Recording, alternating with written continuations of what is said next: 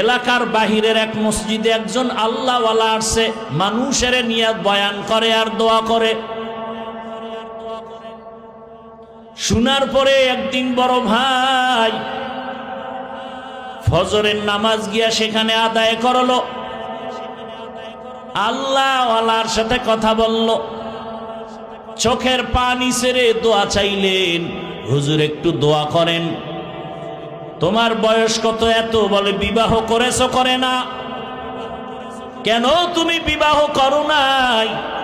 বলে হুজুর আমি আমার মনের মতো একটা মেয়ে চাইছি, পাই না। কেমন মেয়ে চাও?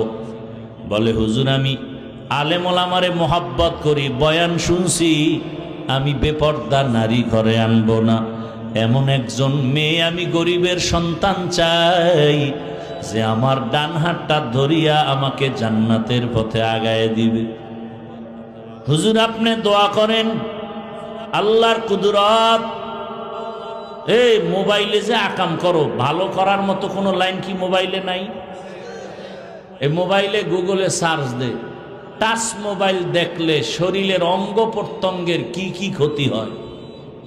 তুমি খেলে আমার উপর রাগ করো কেন? আমি তো তোমার কল্যাণমুখী। তোমার এই রকম দইরা দইরা বুঝাইয়া তোমার কল্যাণ চায়, এরকম বাবাও তো পাবা না। আলেমরা যেইভাবে তোমাকে বুঝায়, একটা গালি দেই, দুই একটা কথা একটু উচ্চ আওয়াজে হয়েছে, ক্ষমাও চাই, এই রকম তোমাকে কে বুঝাবে? অথচ তুমি মনে করো আমি তোমার দুশ্মন। অথচ পাও ধরতে রাজি। বল যে হাফিজ ভাই নিচে আইসা পাও ধরো, আমি নামাজ পড়ব। বল আমি এখন নিচে আসি। এতটা ভালোবাসা নিয়ে কথা বলতেছি, অথচ মনে করো দুশ্মনী করি তোমাদের সাথে। হুজুরে দোয়া করবে করবে, এমনি মুখে বলে আল্লাহ কবুল করুন কবুল করুন। হঠাৎ আল্লাহর ওলির কাছে আইসা মসজিদের বাহিরের জানালা থেকে একটা মহিলার কণ্ঠে সালাম দিল। ওয়ালাইকুম সালাম। কে মা?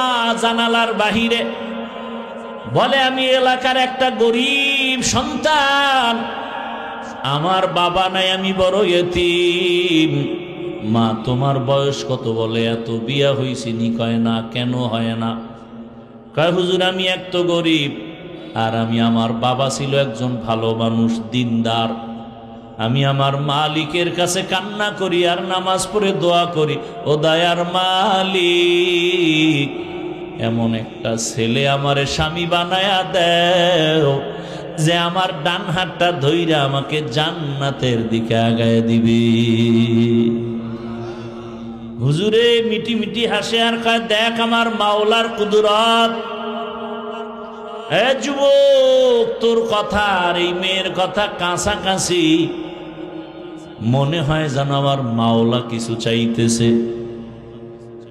সারা দুনিয়াটা এখন মোবাইলে ঢুকানো। মানুষ নিয়ে গবেষণা কর, মোবাইলে সার্চ দে, গুগলে, যে আল্লাহ পাক এই চোখ কেন বানাইলেন, চোখ নিয়ে গবেষণা করো আর কাগজ কলমে লেখো। জীবনে যদি ভালো মানুষ হতে চাও, ডাক্তার জাকির নায়েক একটা হোমিওপ্যাথিক ডাক্তার, সারা দুনিয়া চিনে না? কথা বলো না কেন? ডাক্তার জাকির নায়েক রে সারা দুনিয়াবাসী চিনে। কে জানে ডাক্তার জাকির নায়েকের মা বাবা কে? ওই জাকির নায়েক সাহেবের জন্য গোটা দুনিয়া পাগল। এক সময় বলতো মাযহাব লাগে না।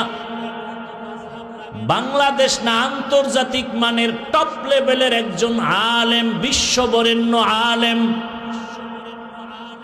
পাকিস্তানের জাস্টিস তকি ওসমানী দামাত বারাকাতুহুম, গোটা পৃথিবীর মধ্যে শ্রেষ্ঠ আলেম বর্তমানে তকি ওসমানী। জানুয়ারির 12 তারিখ ঢাকাতে আসবেন, জীবনের হয়তো শেষ সফর হতে পারে। ভাইয়েরা আমার, গোটা দুনিয়ার স্কলার, কলেজ ভার্সিটিওয়ালারা আধা ঘন্টা তার লেকচার শোনার জন্য সিরিয়াল দিয়া রাখছে গোটা দুনিয়াতে। লন্ডন, কুয়েত, কাতার, এমন কোন রাষ্ট্র থেকে তার চাহিদা নাই। আধা ঘন্টা লেকচার শুনবে, সব জেনারেল। আমগো হুজুর টুজুর তো পরে গোটা দুনিয়ার